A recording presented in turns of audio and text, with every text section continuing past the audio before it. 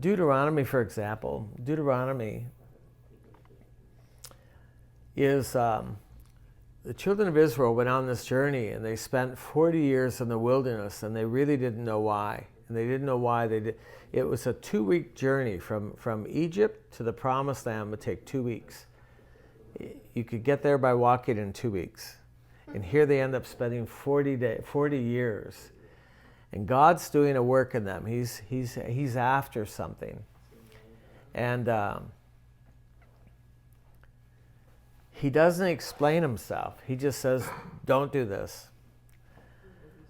And he wants them to obey. And he wants them to have a fear of him, a respect for him. And this is going to change their lives. Deuteronomy is profound because at the end of that 40-year period, they're just getting ready to cross the river, Jordan River, into the Promised Land. They're right at the end. And Moses is at the end of his life. And this is his last sermon. And his sermon is to recite and restate all the things that were really important to God and to explain why, for the first time in Deuteronomy 8, God explains what he's after, why he took them on that journey and what he's trying to produce. It's the most profound book because it explains the whole story of the children of Israel. And when you know that, when you read that, you realize that this is the complete law. This is a summary of the law. It becomes very, very valuable. One time in the time of the kings, they were doing some construction, and there was a boy king. I think his name was Josiah, and he loved God, and he loved God's ways. And they're doing some construction, and they broke through a wall, and they reached in, and they brought out the law. They brought out one scroll. And when they read it, it was such a shock to them to read what the Bible said. And they took it to the king, and he had them read it aloud in front of him. And it really impacted his life. It changed the nation. It brought about a revival. I think what they brought out was one scroll called Deuteronomy. Deuteronomy brought revival. Deuteronomy can bring revival today. Can you imagine reading Deuteronomy in the Senate or in the halls of Congress and reading that? It would be, it could bring revival or war or something, but it's so powerful. But we have to cultivate a desire for God's Word. Otherwise, the Bible will just be another boring book, and prayer will be boring, and fasting will be boring, but these 5 disciplines, they can really change our life. I would just say anything that takes away desire has to be treated as an enemy, your enemy. It's trying to rob you of something special. There are people who are hungry for righteousness. I remember meeting a man one time. He was working on my computer, and while we were waiting, I realized that I'm supposed to witness to this man, and we're standing there talking, and he found out that I was a Christian, and he stood up. He stopped working for a minute. He stood up, and I'll never forget this. He said, "Penn, cigarettes have never touched my lips. I've never tasted alcohol. My wife and I were virgins when we were married." He said, "My children never go to bed without me praying for them and reading the Bible to them." He said, "I tithe everything I have." He said, "I more than tithe." He said, "But I'm not righteous. I don't feel righteous with God." And he looked at me like he was starving. His eyes, like, here he is trying to do everything right, but wasn't feeling righteous before God. He had no confidence that God would bless him or that God would be there for him. And I remember I had never seen this before. I remember thinking, man, I feel right with God, but I've been taking it for granted. I haven't realized how amazing it is to feel right with God, that you can go before him boldly and ask for things and talk with him and spend time with him. This guy, he didn't have that. He never missed church, but he didn't feel right with God. And I wanted to know what kind of church he was from, and he wouldn't tell me. And so I asked the Lord, I said, well, Lord, what church is he from? And the Lord said, he's a Mormon. And I realized the Mormons had a lot of legalism. They had a lot of rules, a lot of things you have to do. But it doesn't produce righteousness. It's faith that produces righteousness, not doing all these right things. And he could never do them enough to feel right with God. But I felt right with God because it was a gift from Jesus to me to be right with God. But I saw in a man's face what it looked like to hunger for righteousness but never be able to sink your teeth in it. And for the first time I realized, oh, righteousness is an incredibly valuable thing. Lust is also a desire. Lust is a passionate desire for something that is forbidden, something that is unlawful. Lust cannot wait. Lust will take. Lust will say, I don't care about you, I want this, and I'm going to take it. Lust leads to all kinds of things like rape and incest and all kinds of other sins because it's such a passionate tool. It's a passionate desire.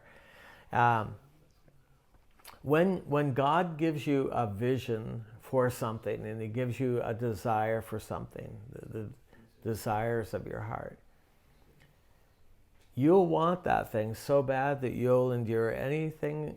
You'll endure the process. You'll say, Lord, I want this so bad, I'm willing to wait for it.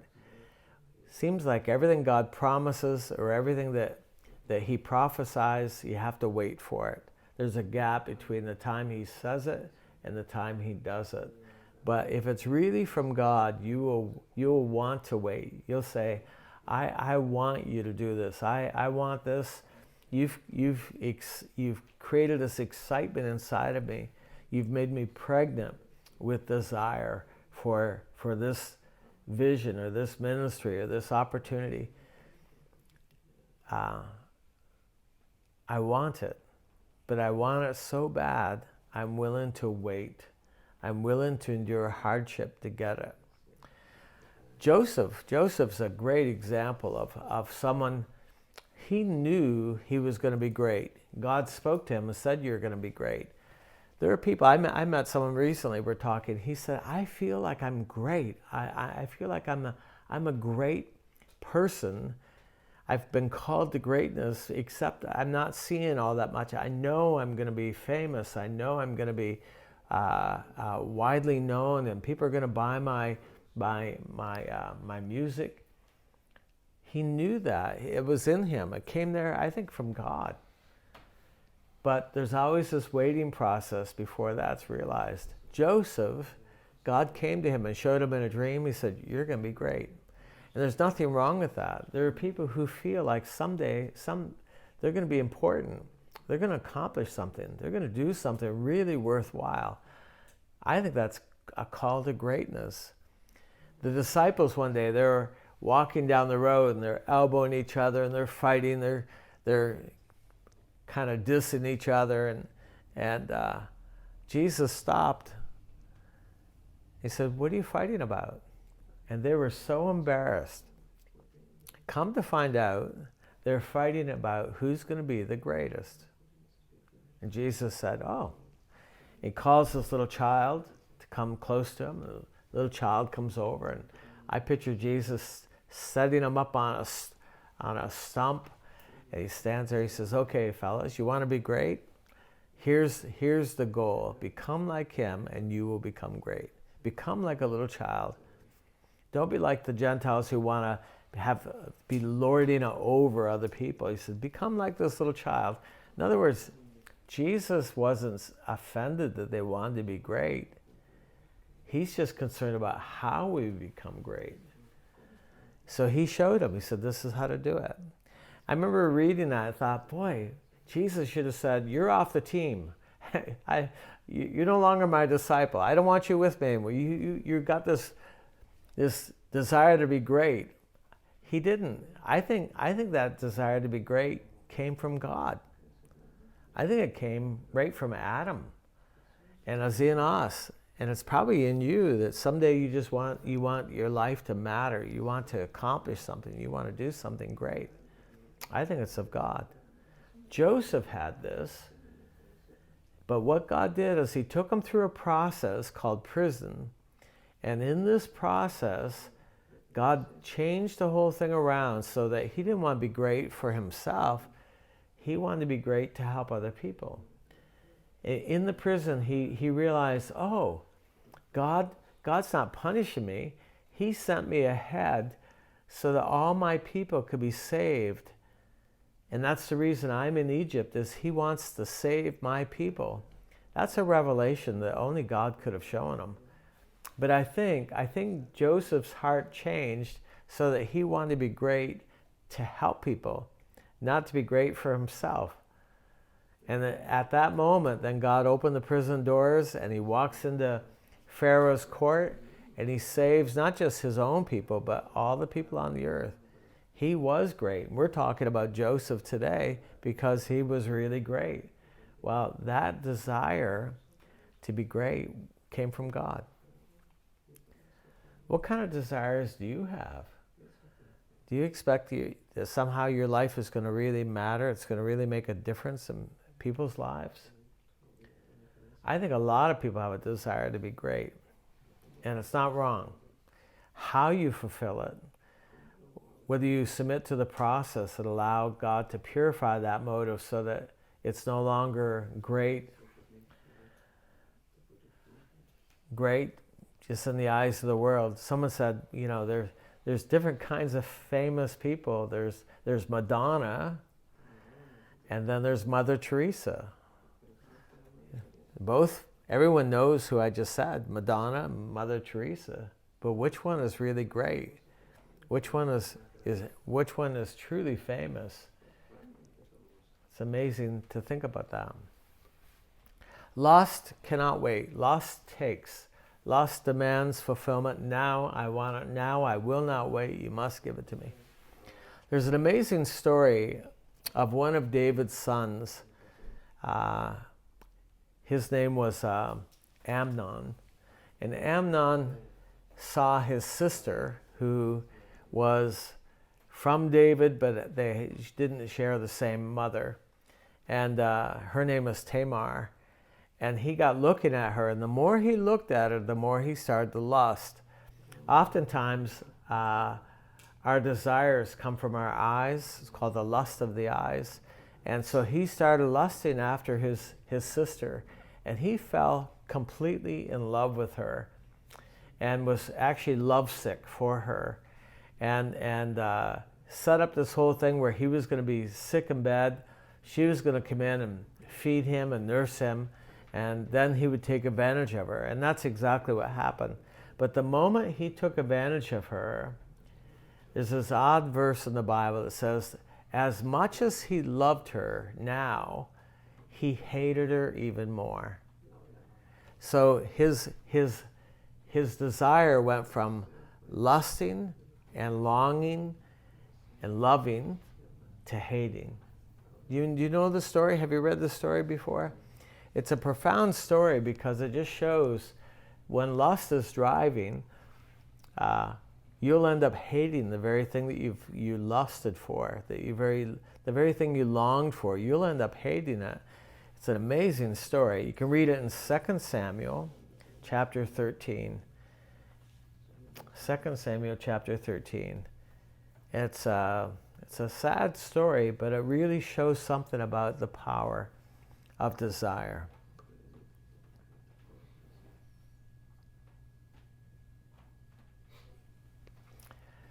Discipline is remembering what you want. What do you want? What do you really want? You'll be more disciplined if you know what you want. You'll say, I want that so bad. I'm going to do all these right things. I'm going to say no to the wrong things. I'm going to be disciplined because I want that. I meet people who want to get married, and they have this idea that marriage is going to solve all of their problems. They think of marriage as a cure-all, and it's not. Someone said one time, they said, those who want to get married in the worst way usually do. They want to get married so badly that they miscalculate and they end up marrying the wrong person for the wrong reasons.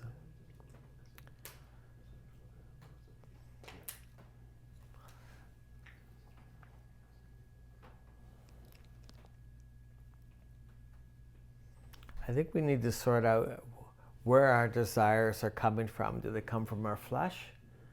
Do they come from our soul? Do they come from God? Do they come from our spirit? I think we have to discern our desires. Why do we want what we want? Where's that desire coming from? Because that desire, boy, it will lead you somewhere. It will take you somewhere. I think we need to discern our desires. Amen? Is this helpful?